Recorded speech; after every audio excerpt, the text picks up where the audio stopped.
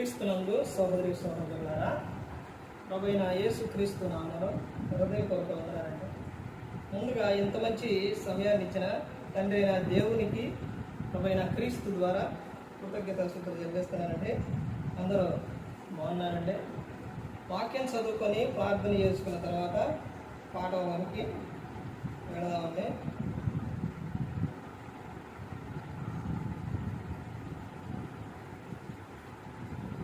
యోహాను గారు రాసిన సువార్త 15వ అధ్యాయం 7వ వచనం. నా యందు మీరును మీ యందు నా మాటలను నిలిచి ఎడల మీకేది ఇష్టమో అడుగు, అది మీకు అనుగ్రహింపబడదు. ప్రార్థన చేసి, పరలోకమందున్న మా తండ్రి, పరిశుద్ర ప్రేమ గల తండ్రి, గొప్ప తండ్రి, యెహోవా తండ్రి, అయా మీ ప్రియకుమారుడు యేసు క్రీస్తు ప్రభువారి ద్వారా కృతజ్ఞతాస్తుతులు చెల్లిస్తున్నాము నాయన. కూడికంతట్లో మీరే ముందు నడిపించండి నాయన. అయా అందరితో మాట్లాడమని మా ప్రభువైన యేసుక్రీస్తు నామమున వేడుకుంటున్నాం తండ్రి. ఆమేన్. యేసుక్రీస్తు నామములో హృదయపూర్వక వందనాలండి. దేవుని కుమారుడు యేసుక్రీస్తు ప్రభువారు లోకానికి వచ్చిన తర్వాత పరలోక రాజ్యం సమీపిస్తుంది కనుక మారు మనస్సు పొందమని ప్రకటింప మొదలుపెట్టారు.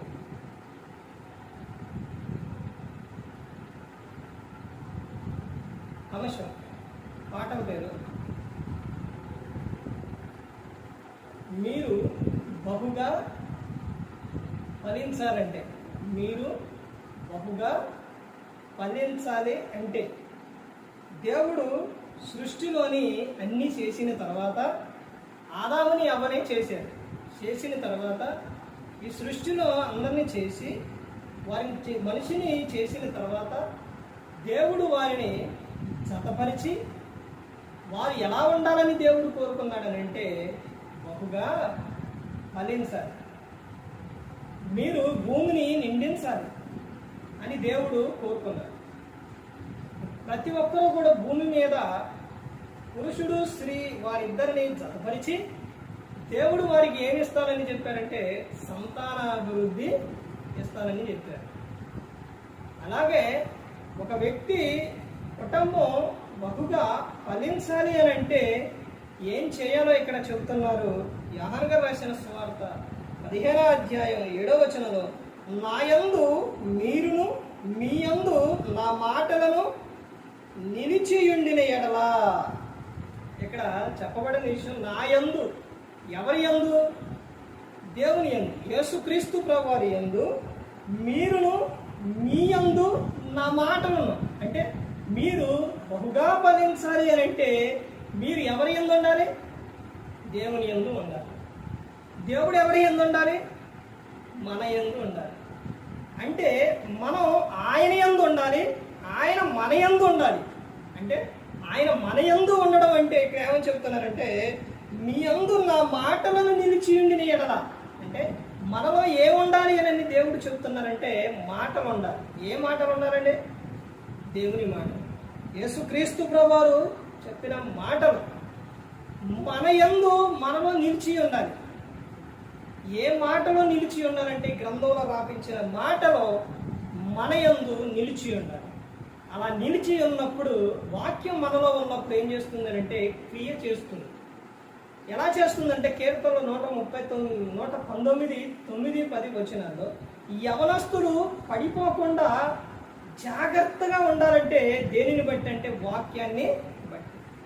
ఒక స్త్రీని మోకపు చూచు ప్రతివాడు అప్పుడే తన హృదయం ముందు వ్యభిచారం చేసినట్టు అని చెబుతున్నారు. అంటే ఒక స్త్రీని చూసినప్పుడు ఈ స్త్రీ ఎవరు?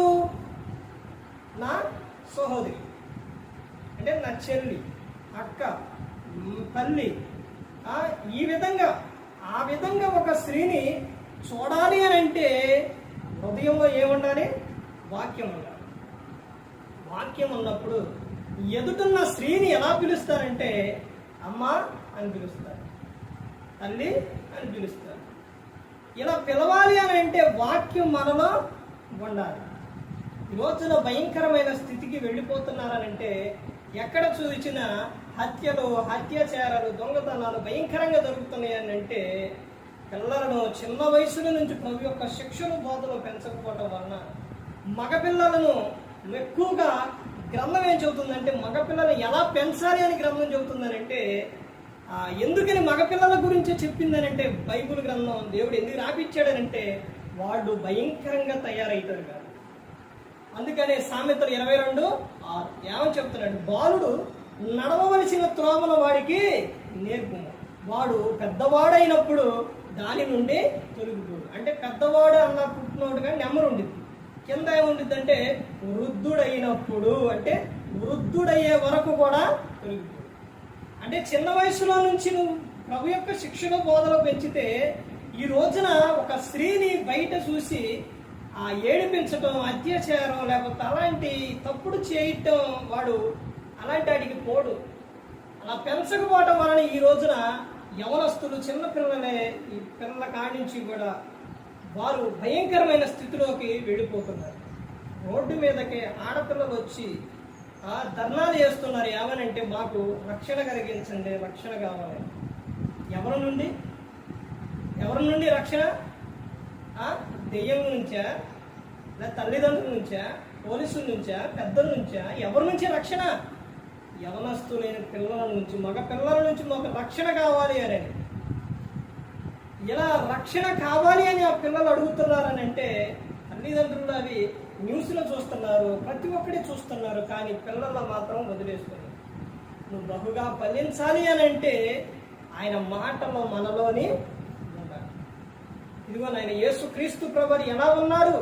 యేసు జ్ఞానమందును, వయసునందును, దేవుని దయందును, మనుషుల దయందును వర్ధిల్లుచుండెను అని తల్లి తండ్రి ఆ పిల్లలకు చిన్న వయసు నుంచి చెప్తున్నారు. అయ్యా ఎవరైనా చూసినప్పుడు నీ సహోదరి, నీ అక్క, నీ చెల్లి అని చెప్పుకోవాలి. ఆయన మాటలు మనలో ఉండాలి. తర్వాత ఏమని చెప్తున్నారంటే మీకేది ఇష్టమో అడుగుడి. మీకేం కావాలి? మీకేది ఇష్టమో అడుగుడి. మీరు బహుగా ఫలించాలి అని అంటే మీరు నా యందు ఉండాలి, నేను మీ యందు ఉండాలి, నా మాటలు మీలో ఉండాలి. తర్వాత అప్పుడు మీకు ఏది ఇష్టమో అడుగుడి. మీకు ఏది కావాలి? మీకు ఏదైతే కావాలో అది అడగాలి. ఏమని అడగాలని చెప్తున్నారంటే, ఎలా అడగాలని చెప్తున్నారంటే మత్తయి సువార్త 7:7 అడుగుడి మీకు అడుగు, వెతుకుడి మీకు దొరుకును, తట్టు వానికి తీయబడును. అంటే దేవుణ్ణి ఏం చేయాలండి? అడగాలి. మనకి ఏదైతే అవసరమో అది ఏం చేయాలి? దేవుణ్ణి అడగాలి. పిల్లలకి ఏదైనా అవసరమై దేవుణ్ణి అడుగుతారు, తల్లిదండ్రులను అడుగుతారు. చిన్నపిల్లలు పప్పలు కావాలంటే తల్లిదండ్రులు అడుగుతారు. తర్వాత యవనస్తుల పిల్లలు బుక్స్ కావాలన్నా, ఏదైనా కావాలన్నా కానీ ఎవరిని అడుగుతారు? తల్లిదండ్రులను అడుగుతారు. అంటే మన తండ్రి ఎవరనంటే దేవుడు, యెహోవా తండ్రి. ఆయన్ని అడగాలి. ప్రతి ఒక్కటి కూడా మనం దేవునికి చెప్పుకున్నప్పుడు ఫిలిప్పీయులకు 4:19 కాగా దేవుడు తన ఐశ్వర్యం చొప్పున క్రీస్తు యేసునందు మహిమలో మీ ప్రతి అవసరం తీరుస్తానని చెబుతాడు. నీ భర్త మారకపోయినా, భార్య మారకపోయినా, నీ పిల్లలు మారకపోయినా, నీ ఇంటి వారు ఎవరైనా కానీ మారకపోయినా నువ్వేం చేయాలి? అడగాలి దేవుడిని, ప్రభువుకి చెప్పుకోవాలి. మీరు బహుగా ఫలించాలి అని అంటే దేవుణ్ణి అడగాలి. తర్వాత ఏమని చెప్తున్నారంటే అది మీకు అనుగ్రహింపబడును. ఇంకొక అడిగే విషయంలో కూడా ఎలా అడగాలని అంటే విశ్వాసంతో అడగాలి. యోహాను సువార్త ఈ సువార్తలోనే 9వ అధ్యాయం చెప్తారు, దేవుడు పాపుల మనవి ఆలకింపడం అని చెప్తున్నారు. అంటే ఎలా అడగాలి అని అంటే మనం ఆయన యందు భయభక్తులు కలిగి విశ్వాసంతో మనం అడగాలి. అలా అడిగినప్పుడు దేవుడు అది ఏం చేస్తాడంటే మీకు అనుగ్రహింపబడును అని చెప్తారు.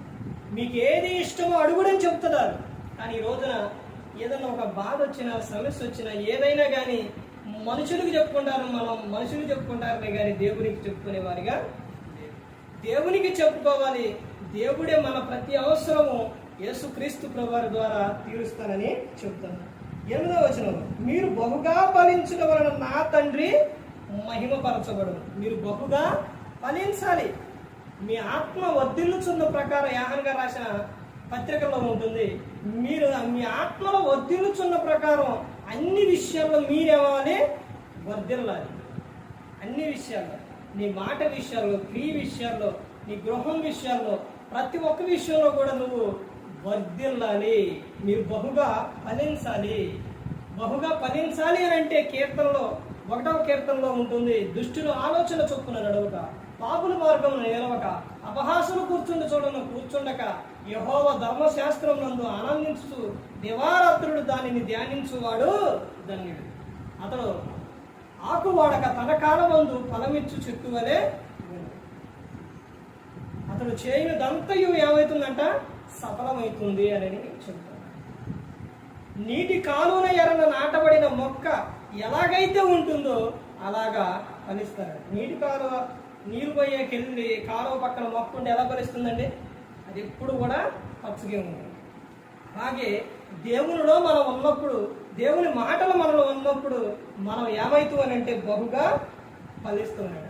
అలా ఫలించడం వలన ఆ తండ్రి మహిమపరచబడును అని యేసుక్రీస్తు ప్రభువారు చెబుతున్నారు. ఇందువలన మీరు నా శిష్యులగుదురు.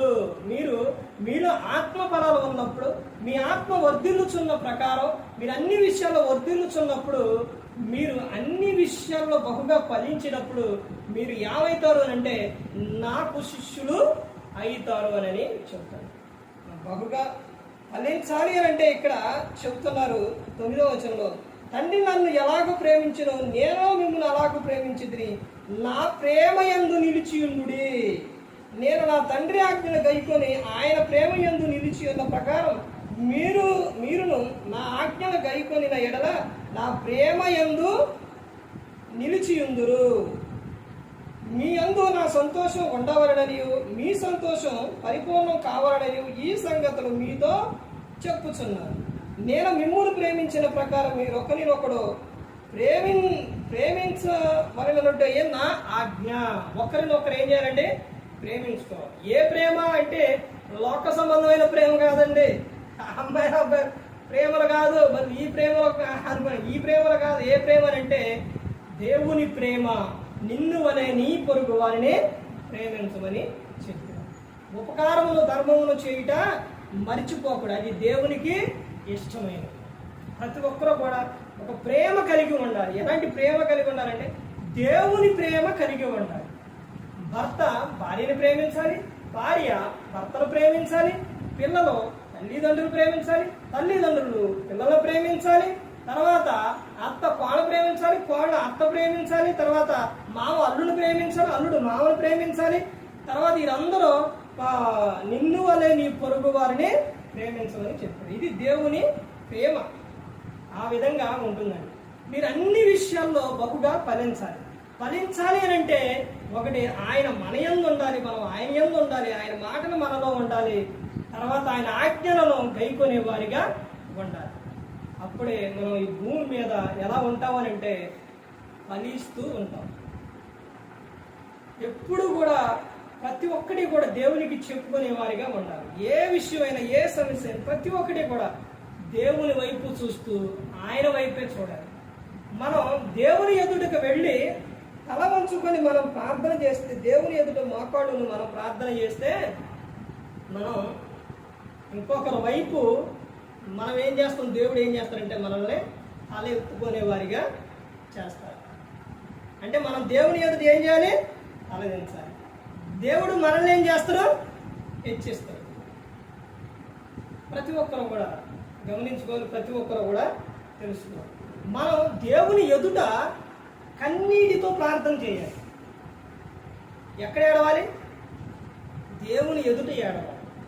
ఏడ్చినప్పుడు ప్రజలలో దేవుడు మనకి ఏం చేస్తారంటే నవ్వు కలుగు చేస్తారు. అంటే మనం ఎక్కడ ఏడవాలి అని అంటే మనుషుల ఎదుట కాదండి, దేవుని ఎదుట ఏడవాలి. దేవుని సన్నిధానానికి వెళ్ళి ఏడవాలి. దేవునికి లోబడి ఉండాలి. క్రీస్తుకు మనం సాగిలపడాలి.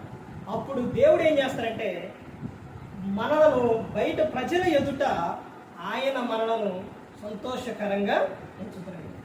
ఈ ఆనందం, ఈ సంతోషం ప్రభువులోనే ఉందండి, క్రీస్తులోనే ఉందండి, ఎక్కడా దొరకదండి. ఇక్కడ మారు మనసు పొందితే యేసుక్రీస్తు ప్రభువు చెప్పినట్టు ఇక్కడ ఆనందం ఉంటుంది. తర్వాత ఎంత ఆనందం ఉంటుంది అని అంటే, ఎందుకు ఆనందం ఉంటుందంటే మన క్రియలు మారిపోతాయి, మన ఆలోచనలు మారిపోతాయి, మన ప్రవర్తన మారిపోయింది. తర్వాత ఎదుటిన్న వారిని పిలిచే పిలుపు మారిపోయింది. వాళ్ళు కూడా మనల్ని చూసే విధానం మారిపోయింది. ఎందుకనంటే మనం మారు మనసు పొందాముగా. అందుకని ఎదుటిన్న వ్యక్తులు కూడా ఎలా చూస్తారు, అది వరకు పాత జీవితంలో లాగా ఉండదు. తర్వాత ఈ లోకం విడిచినప్పుడు ఎక్కడికి వెళ్తారు, పరలోకానికి చేరుకుంటారు. క్రీస్తులోని ఎంత ఆనందం అనేది ఉందండి. తర్వాత క్రీస్తులో ఆనందంగా క్రీస్తు దేవుని పని చేస్తూ ఉన్నప్పుడు మత్తయి సువార్త 5:11 నా యందు మీరును అవి ఇప్పుడు దాకా మనం చెప్పాం కండి. అక్కడ ఏముంటుందంటే, నా నిమిత్తం జనులు మిమ్మును నిందించి హింసించి మీ మీద అబద్ధముగా చెడ్డ మాటలు ఎలా పలుకున్నప్పుడు మీరు ధన్యులు అని చెబుతారు. అంటే నువ్వు దేవుని పని చేసేటప్పుడు, క్రీస్తులో ఉన్నప్పుడు, నువ్వు ఎవరైనా కానీ నిన్ను నిందిస్తున్నా, హింసిస్తున్నా, బాధ పెడుతున్నా, నువ్వు ఎలా ఉండాలంట, ఆనందంగా. అదే పిలిపిలు 4:4 చెబుతారు, ఎల్లప్పుడూ నువ్వు ప్రభువునందు ఆనందించుడి, మరలా చెప్పుదును ఆనందించుడు, మీ సహనము సకల జనులకు తెలియజేయుడి, ప్రభు సమీపంగా ఉన్నాడు, దేని గురించి కూడా నువ్వు చింతపడు. ప్రతి ఒక్కటి ప్రార్థన విజ్ఞాపముల ద్వారా కృతజ్ఞతాపూర్వకంగా మీ విన్నపములు నాకు తెలియచేయుడి, అప్పుడు సమస్త జ్ఞానములకు మించిన దేవుని సమాధానం యేసుక్రీస్తు వలన మీ హృదయములకు మీ తలంపులకు కావలి ఉండును అని చెప్తాడు. దేవుడు చాలా గొప్ప దేవుడు అండి, చాలా శక్తిమంతుడు. ఆ ప్రేమ వెలకట్టలేని ప్రేమ. లోకంలో ఏదైనా మనిషి కొనుక్కొని చేయాలని అంటే, దేవుడు ఇచ్చేదాన్ని కొని చేయాలంటే ఆస్తుల మీద జరుగుతుంది. కరోనా టైంలో గాలి కావాలని కొనుక్కున్నారు. ఎంత పెట్టుకున్నారంటే లక్షలలో పెట్టుకున్నారు. ఈ గాలి ప్రతిరోజు మనం కొనాలంటే గాలికి ఎంత అని ప్రభువుకి ఇవ్వాలంటే కొని, లేకపోతే ప్రభువుకి ఎవరు ఇవ్వలేదండి. లోకంలో కొని గాలి పీల్చుకొని గాలి కోసం డబ్బులు కట్టి పీల్చుకోవాలంటే అసలు గాలే ఏమంటారు, వద్దులే అంటారు. అసలు కొనను కూడా కొనలేదు. ఎన్నిసార్లు పీల్చి వదులుతున్నామండి. ఒక వ్యక్తి హాస్పిటల్కి వెళ్ళిందంటండి, యూరియన్ రాక హాస్పిటల్కి వెళ్ళారండి. వెళ్ళిన తర్వాత డాక్టర్ గారు ఇంజక్షన్ చేసి ట్యాబ్లెట్ ఇచ్చారండి. కొంచెం సేపు ఆగిన తర్వాత వెళ్ళమన్నాడు. వెళ్ళిన తర్వాత యూరిన్ పోసుకొని వచ్చాడు. వస్తా థ్యాంక్స్ డాక్టర్ గారు బాయ్ అని వెళ్తున్నాడు. ఆడికి వెళ్తున్నావు, డబ్బులు బిల్లు అన్నట్ట. బిల్లు ఏంటయ్యా అన్నాడు. మరి నీకు ఊపినే వచ్చిందా, ఇంజక్షన్ చేశానా, ట్యాబ్లెట్ ఇచ్చానా, మరి డబ్బులు అన్నట్ట. అంటే దేవా నీకు స్తోత్రం అన్నాడు. అదేంటయ్యా, డబ్బులు ఇంజక్షన్ చేసింది నేను, ట్యాబ్లెట్ ఇచ్చింది నేను, అది వచ్చే విధంగా చేసింది నేను, మరి దేవుని స్తోత్రం అంటావంటే ఏంటి అయ్యా అంటే, ఆ వ్యక్తి అన్నాడంట, అయ్యా నేను పుట్టిన కానించి దీనికి వెళ్తున్నాను, పుట్టిన కానించి పోసుకుంటున్నాను, ఇంతవరకు దేవునికి నేను రూపాయి కూడా కట్టలేదయ్యా అంట. ఇప్పుడు ఒక ట్యాబ్లెట్ ఇచ్చి ఒక ఇంజక్షన్ చేసినందుకు బిల్లు అడిగేవాడు. చూశారండి, మనం తాగిన దానికి తిన్నదానికి అది కిందకు వెళ్ళిపోవడానికైనా శ్రవణ దేనికైనా కానీ దేవుడు అన్నీ మనకు ఎలా ఇచ్చిందంటే ఫ్రీగా ఇచ్చాడు. మనిషి ఇది ప్రతి ఒక్కరు కూడా జ్ఞాపకం చేసుకోవాలి, ప్రతి ఒక్కరు తెలుసుకోవాలి. ఒక అవయవం పాడైందంటే అది హాస్పిటల్కి వెళ్ళి వెయ్యాలి అని అంటే ఎన్ని లక్షలు అయితే అండి. కన్నుకు కానీ చెవు కానీ దేనికైనా, లివర్ కానీ దేనికైనా అది తీసి వెయ్యాలన్నా, మళ్ళీ పోయిందని వెయ్యాలన్నా కానీ ఎన్ని లక్షల ఎంత అడుగుతారంటే, మరి మనిషి ఒక విలువ ఎంత అంటే కోట్లు అండి, కోట్లు. దేవుడు ఆ విధంగా చేశాడు.